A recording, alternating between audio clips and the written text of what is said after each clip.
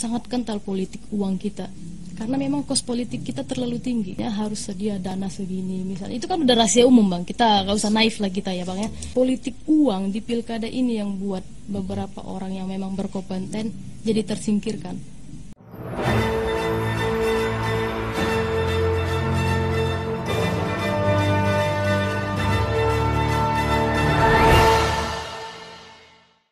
FM Sasaransi Suara Satu Kata Penumpang Napas selalu dia. Terima kasih Anda semua masih tetap padu di sini di Ruang Paslah, cerdas dan inspiratif mengungkap cerita di balik berita. Masih bersama Atika di sini sebagai narasumber kita, sahabat Istat FM. Kita coba beri kesempatan untuk pendengar kita. Oke, langsung saja dibuka teleponnya. Ya. Halo, assalamualaikum. Waalaikumsalam warahmatullahi wabarakatuh. Ya, mohon maaf, dengan siapa di mana nih? Dan Tiara di Gunung Tua. Tiara di Gunung Tua. Oke, makasih. Tiara di Gunung Tua. Silakan Anda boleh mau kenalan juga boleh, tapi jangan lama-lama. Silakan bertanya. Ya. Ya, halo Kak Tika. Halo Tiara. Halo Kak Tiara. Ya. Kak Tika ini kan kita ketahui background turunannya itu orang berada lah ya. Kalau dibilang sepertinya untuk hidup aja udah lebih Kak? cukup. Kurang jelas. Kurang jelas. Diulangi backgroundnya. Kak Tika ini kan backgroundnya keturunan orang berada. Oke, terus. Alhamdulillah ya. Jadi kalau dibilang nggak usah kerja pun sepertinya untuk hidup bisa dibilang udah lebih dari cukup. Nah, apalagi sih yang dicari untuk saat ini atau mungkin harapan depannya apa gitu, dan kenapa Kak Tika ini nggak stay di kota besar aja, misalnya di Jakarta gitu, dan apa sih tujuannya kembali ke kampung di Natal ini gitu. Makasih Kak Tiara. Ya. Ada pertanyaan lanjutan atau ditutup saja? Ditutup saja ya. Itu aja. Makasih. Terima Kak Tika, kasih. assalamualaikum. Waalaikumsalam. Sebelum dijawab masih kita beri kesempatan yang lain. Silakan saja dipergunakan kembali line teleponnya, ada WA nih. Tadi pertanyaannya sudah ya, mungkin bisa nih. Dari 0857175005 sekian. Untuk Atika Azmi, saya dari Penyambungan 2. Mungkin kalau bidang ekonomi finansial dan keuangan, Atika memiliki rencana yang sudah matang untuk diterapkan. Tapi saya mau tahu bagaimana solusi untuk menggerakkan para generasi muda kita ini. Yang kita tahu ya bagaimana kondisi para kaum muda kita di Madinah. Ya. Ini nanti bisa dilihat kembali WA-nya. Apa dijawab dulu yang pertama? Ya. Oh ya, makasih Kak Tiara pertanyaannya. Kalau saya rasa mengenai ekonomi itu, kalau kita bicara materi, bicara duit, siapapun orangnya nggak bakal pernah cukup. Ya. Saya rasa dengan bekerja, saya suka pengembangan diri sendiri. Saya suka self development. Ya. Jadi dengan bekerja saya rasa saya mengembangkan diri saya. Di samping saya dapat duitnya, saya mengembangkan keahlian saya juga. Jadi itu kenapa saya tetap bekerja. Kadang saya bekerja. Saya tipe orang yang bekerja, kalau saya bekerja. Saya bisa kerja 18 jam sehari, saya bisa kerja 4 jam sehari. Gitu ya. Saya bisa tidur 4 jam, saya bisa tidur 12 jam. Jadi itu tergantung ke, kalau itu membawa perubahan positif di kantong dan di diri saya kerjain. Nah, kenapa tidak Stay di kota besar? Stay di kota besar. Jadi saya selesai kuliah itu 2017 Bang Faslah, 2017. S2. Iya. Berarti Jadi 2 tahun, 1 tahun inilah 2018 ini. Jadi saya melamar di Bank Indonesia BI. Alhamdulillah sampai beberapa tahap, sampai di tahap di mana saya kalau diangkat jadi pegawai Bank Indonesia, saya nggak bisa resign gitu aja. Saya harus bayar penalti. Dan dendanya itu kalau nggak salah di sekitar 350 juta. Luar biasa ya.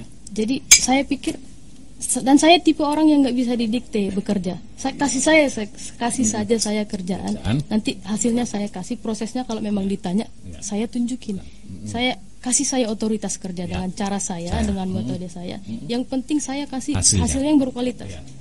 Jadi saya bukan tipe orang yang didikte gitu. Jadi Didikte dan bekerja sesuai dengan sesuai jadwal atau aturan timetable-nya gitu. timetable ya. Jadi daripada saya nanti stres 1 tahun kerja dan saya lebih stres mikirkan uangnya atau minta uangnya yang 350 ini untuk bayar, dan saya lebih baik di awal mundur. Ya. Jadi saya permisi sama orang tua, saya nggak bisa kerja kontrak. Oke. Saya melamar lagi di bank konvensional di Jakarta, di Citibank. Ya. Dan melamar di CIMB di Medan waktu itu dengan kondisi yang sama, kontrak di situ 2 tahun dengan penalti yang bervariasi, tapi nggak ada yang nggak ratusan. Oke. Terus? Dan satu lagi, terakhir saya melamar di Bursa Efek Indonesia. Sampai saya itu ujian 2 kali, ujian tertulis, wawancara 2 kali, sampai kita negosiasi gaji. Terakhir negosiasi di kontrak dengan kondisi yang sama. Karena apa? Mereka kalau kasih saya pelatihan, berarti ada kos mereka, mengeluarkan kos dalam pelatihan saya. Jadi saya harus berpartisipasi dulu di keuangan perusahaan itu, baru saya bisa keluar dari situ tanpa penalti. Jadi dalam 2 tahun atau 3 tahun, saya nggak. Kalau saya stres gimana? Nah, lebih baik saya mundur dari awal. Target itu kenapa kembali ke Madinah? Itu pertanyaan berikutnya tadi. Tempat saya satu-satunya saya rasa yang bisa mengembangkan diri saya dan perlu saya rasa balik ke Madinah ya di sini tempatnya. Kebetulan memang ada beberapa usaha yang perlu dikembangkan ya gitu Bang, ya mungkin orang tua nggak kebagi lagi waktunya. Saya bantu orang tua. Di samping itu saya bantu di sekeliling saya. Kenapa saya balik ke kampung? Karena saya ada otoritas sendiri di sini. Gak apa-apa saya usaha saya kecil, tapi saya senang ngerjainnya. Yang kecil kan nanti insya Allah jadi besar, Bang. Amin. Oke, ini pertanyaan tadi. Ini sudah matang untuk diterapkan. Tapi saya mau tahu bagaimana sih sebenarnya solusi untuk menggerakkan para generasi muda kita ini. Yang kita tahu bagaimana kondisi para kaum milenial kita saat ini, khususnya di Madinah. Apa yang Anda lakukan? Mungkin di awal itu kita rekrut dulu, Bang, beberapa orang. Jangan langsung ke ini, jangan langsung ke ke masyarakatnya. Kita lihat dulu siapa orang kuncinya di situ. Siapa orang yang siapa sih kaum milenial, misalnya di Penyambungan yang didengar orang. Bertukar pikiran lah. Kita buat apa? Kita solusinya gimana? Kalau kita pengen misalnya kopi kita bagus itu diterima di mana-mana, yuk kita buat branding, yuk kita iklankan, yuk kita buat apa, kita bantu gitu. Jadi saya rasa menggerakkan itu cari dulu orang kuncinya yang didengar sama orang baru.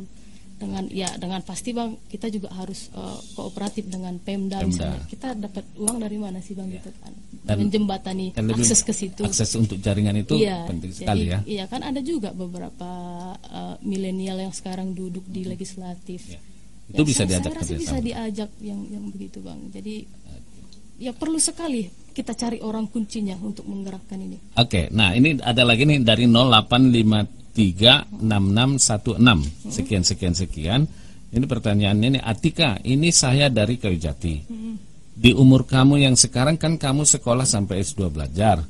Terus apakah yang ada keinginan untuk menikmati? Apakah nggak ada keinginan untuk menikmati masa muda? Oh, ini tadi udah pertanyaan ini ya. Padahal waktunya nggak bisa terulang kembali loh. Wah, sekali loh dilalui anak muda ini. Benar-benar. Nggak ada anak muda terus-terusan gitu. Seperti jawaban tadi, selama itu belum nyaman, saya nggak perlu cari, nggak perlu susah mencari. Kalau udah nyaman ya jalanin aja dulu. Kalau memang ada ujungnya ya jalani, tetap jalani gitu.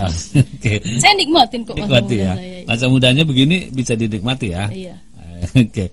Nah, mudah-mudahan dari tadi semua sudah kita bacakan, tapi masih kita beri kesempatan yang lain juga masih bisa di WA dan SMS juga boleh, masih kita tunggu di sini, dan telepon masih ada nggak yang masuk? Nggak, belum ada.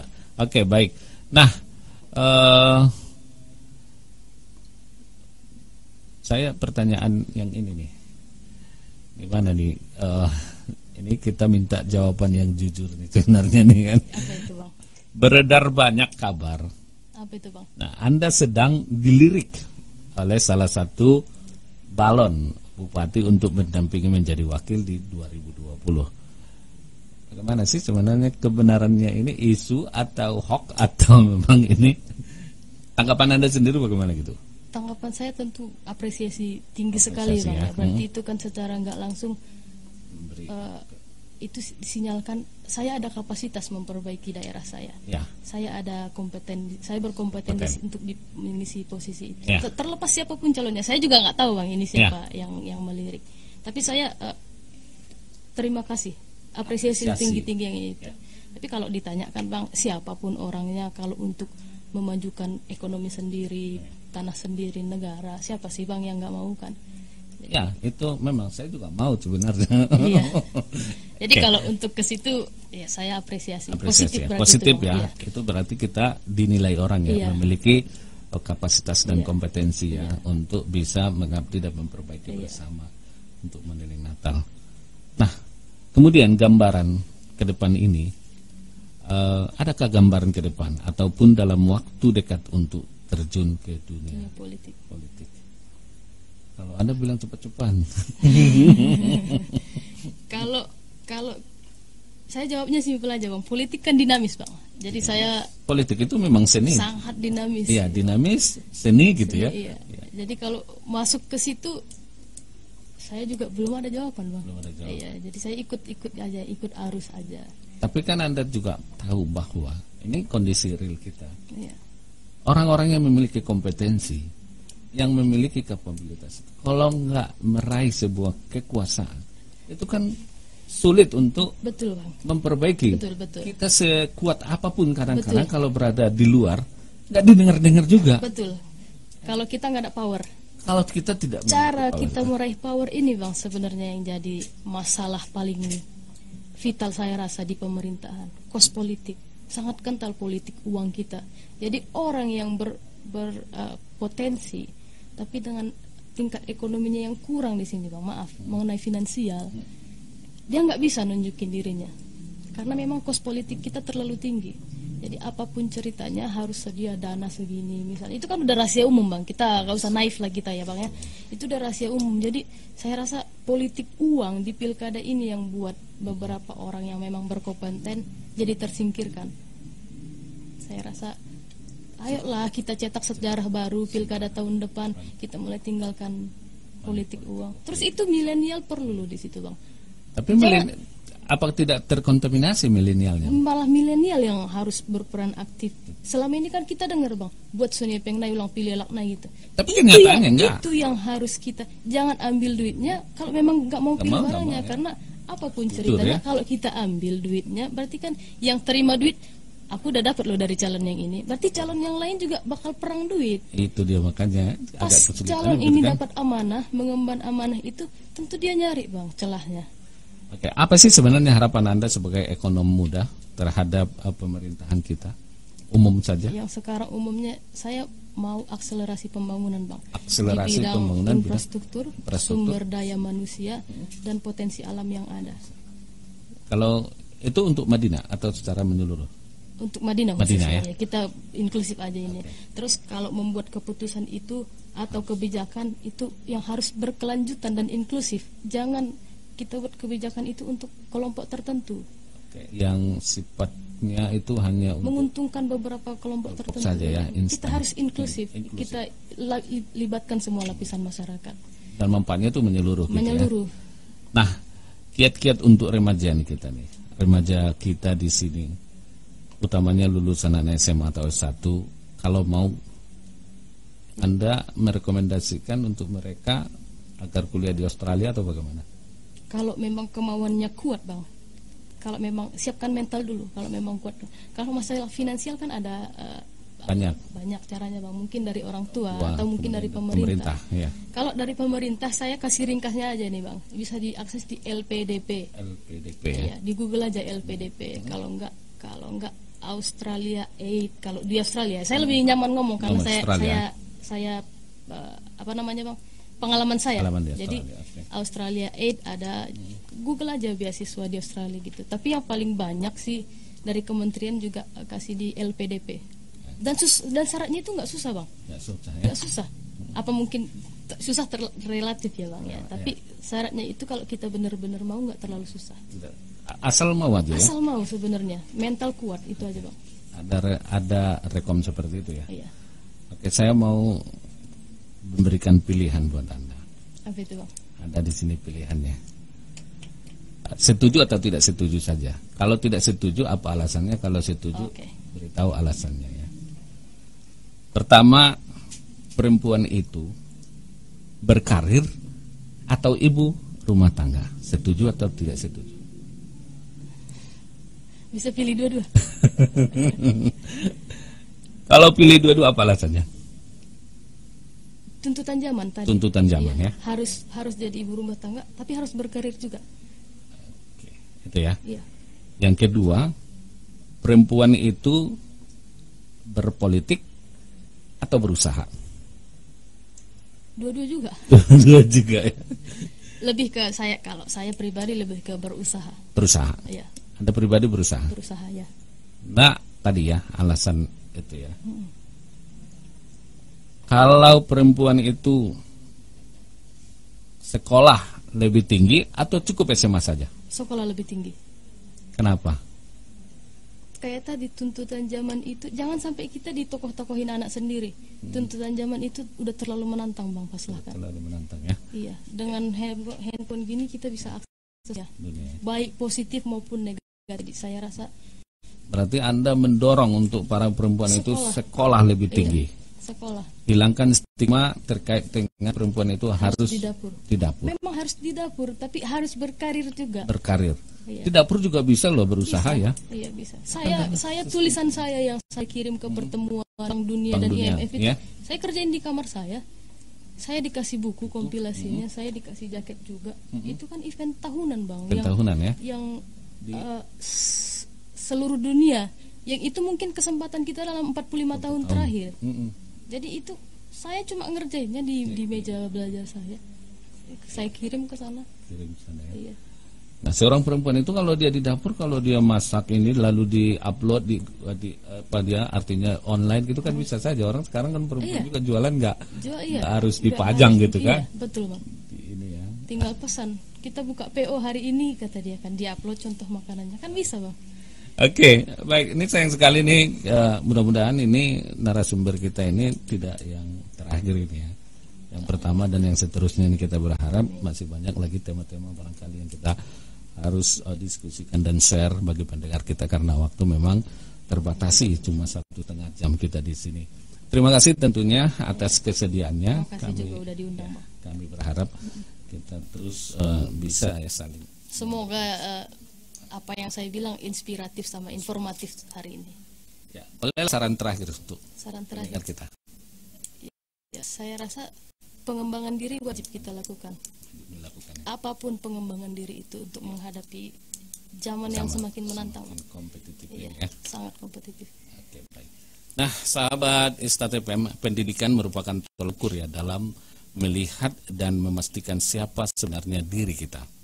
Karena pada dasarnya setiap orang yang berpendidikan pasti orang berilmu. Namun bukan berarti pendidikan adalah segalanya. Tidaklah demikian, karena di dunia ini ada begitu banyak tolak ukur yang digunakan dalam menilai dan melihat kualitas dan dedikasi setiap orang. Tentu akan lebih baik jika bisa menggabungkan dedikasi, integritas, dan pendidikan. Terima kasih Anda telah bersama kami selama 1,5 jam ke depan. Dan insya Allah kita akan kembali bersua di minggu depan dengan narasumber serta tema yang berikutnya. Kami mohon maaf jika ada penyampaian yang kurang berkenan. Terima kasih. Wassalamualaikum warahmatullahi wabarakatuh. Horas.